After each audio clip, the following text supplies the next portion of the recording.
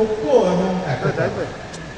এই এলাকার সঙ্গে আমাদের পরিবারের একটা গভীর সম্পর্ক, দারুণ সুন্দর একটি সম্পর্ক, এবং এই সম্পর্ক ছিল একটি শ্রদ্ধার, এই সম্পর্ক ছিল একটি আন্তরিকতার, এই সম্পর্ক ছিল একটা গভীর নিবিড় রক্তের সম্পর্ক। মাইজপাড়া আমাকে নতুন করে চিনাবার কোনো প্রয়োজন নেই। এই এলাকা আমার আমাদের সকলেরই খুবই প্রিয়। 20টি বছর কিভাবে কেটে গেছে নিজেও জানি না, তবে জানি যে কি আমার মাইজপাড়ার মধ্যে অবশ্যই একটু এদিক সেদিক হয়েছে। কি হয়েছে কি হয়নি সেই প্রসঙ্গে আমি যাব না, তবে আমি আবারও বলবো 20টি বছর পর আপনাদের সকলের কাছে আমার আবদার থাকবে, অনুরোধ থাকবে, আপনাদের ঐক্য এবং একতা যেন আবার ফিরে আসে। আমাদের মধ্যে দ্বিমত পোষণ করা, আদর্শ ভিন্ন হওয়ার অবশ্যই অনেক সুযোগ আছে, কিন্তু যেখানে আমার এলাকার স্বার্থ, যেখানে আমার গোষ্ঠীর স্বার্থ, তখন আমরা সকলে এক। আমরা কেউ জাতীয়তাবাদী দল করবো, কেউ জামাতি ইসলামী করবো, এবং কেউ নিষিদ্ধ আওয়ামী লীগ করবো। এই মানে এটা না আমি আমার এলাকার স্বার্থ বিসর্জন দিই।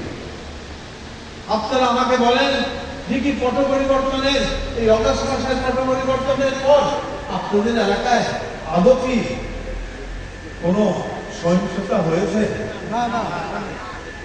কেন হয়নি? কারণ আমরা, আমার পরিবার, আমি ব্যক্তিগত ভাষায় বলতে চাই, আমরা উদার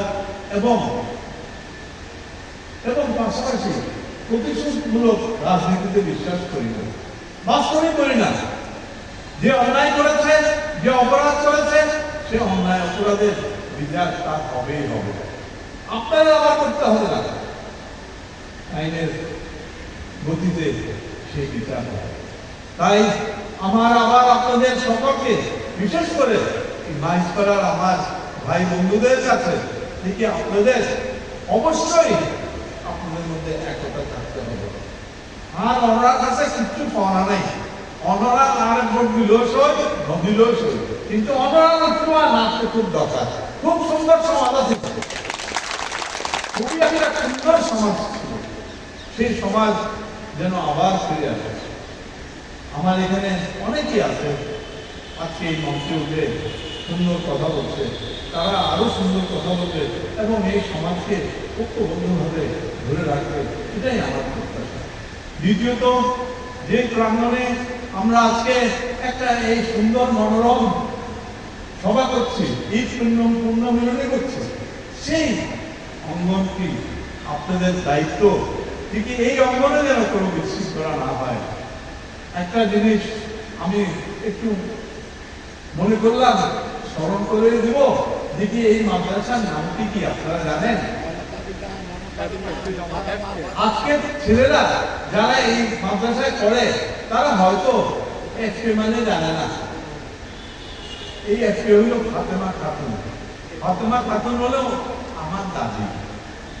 কিন্তু আজকে যে কোনো মাদ্রাসার ছেলেকে যদি জিজ্ঞেস করা হয় কোন মাদ্রাসায় করো, তারা সন্তানরা তো বলে দিবে আমি এফকে মাদ্রাসায় করি।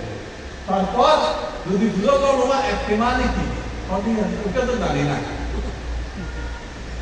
তো আমি আজকে সকলের কাছে অনুরোধ করব, যারা এই মাদ্রাসার সঙ্গে জড়িত আছেন, মেহরবানি করে মাদ্রাসার প্রতিষ্ঠানটির নাম একটু আপনাদের ছেলেপিলেকে একটু জানিয়ে দিয়ে আমরা পারিবারিকভাবে কৃতার্থ হব, খুবই খুশি হব, আনন্দিত হব। এতে কারো মান সম্মান যাবে না। আমি ঘড়ির দিকে তাকাচ্ছি, কারণ আমাকে এমন সময় বক্তব্য রাখার সুযোগ দিয়েছে, কিছুক্ষণের মধ্যে মাগরিবের আযান হয়ে যাবে, আমার বক্তব্য শেষ করতে হবে। আমি যে একটু রাজনীতির কথা, আমি যেহেতু রাজনীতি করি, আপনারা আমাকে সংসদে পাঠিয়েছেন, সংসদ সদস্য হয়ে অবশ্যই একটি রাজনীতির কথা আপনাদের সম্মুখে বলে দিতে হবে।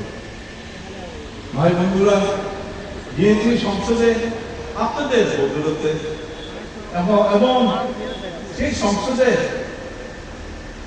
বয়স বেশি দিন হয় নাই।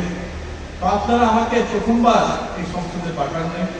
তো আমার স্বল্প দিনের মাত্র 10 দিনের অভিজ্ঞতা অবশ্যই আপনাদের বলে দিতে হবে।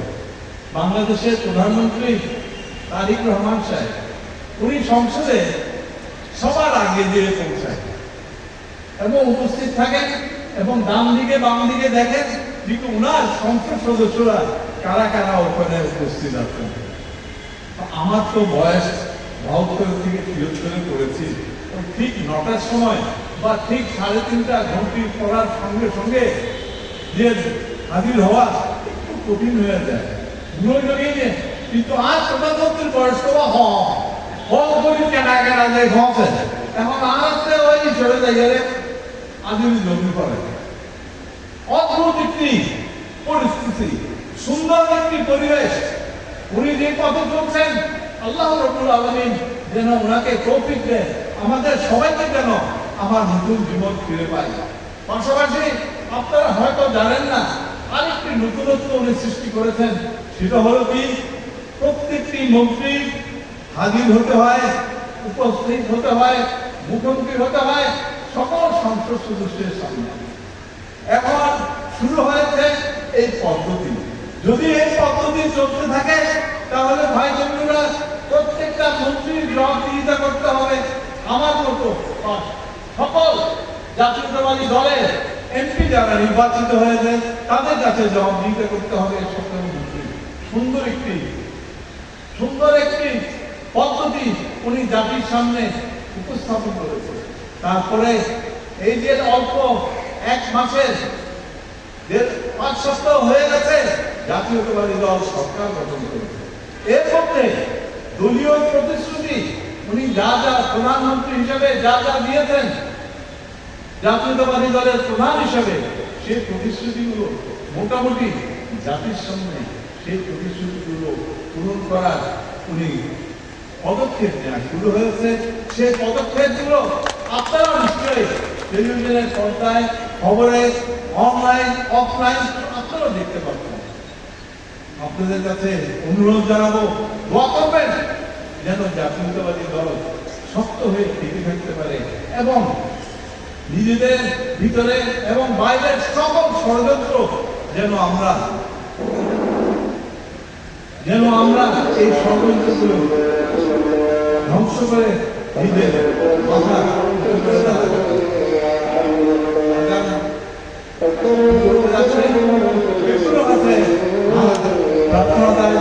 অবশ্যই দোয়া করবেন যেন আসল জন্মালাতায় অনার সেবক হিসেবে দেন, অনার কেমন গুরুত্ব দেন। আসসালামু আলাইকুম।